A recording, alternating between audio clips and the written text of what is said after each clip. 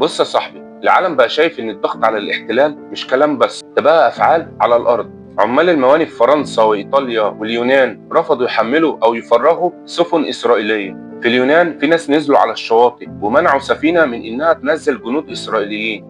وفي الملاعب في جماهير وضغط علشان اسرائيل تستبعد من بطولات اوروبا. اتحادات رياضيه كتيره اتسالت ازاي فريق بيمثل دوله بتقتل مدنيين يلعب عادي جنب باقي الفرق.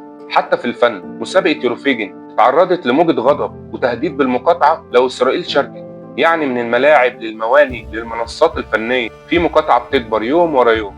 الخلاصة، العالم بيدي رسالة واضحة: مش هنطبع، مش هنطبل، الاحتلال هيبقى منبوذ لحد ما يقف نزيف الدم. وهنا بيجي دورنا كمسلمين. ربنا سبحانه وتعالى قال: وإن استنصروكم في الدين فعليكم النصر.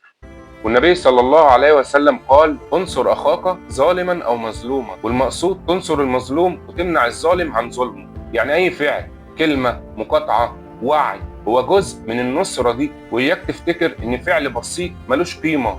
ربنا شايف ومحصي كل حاجة. سلام.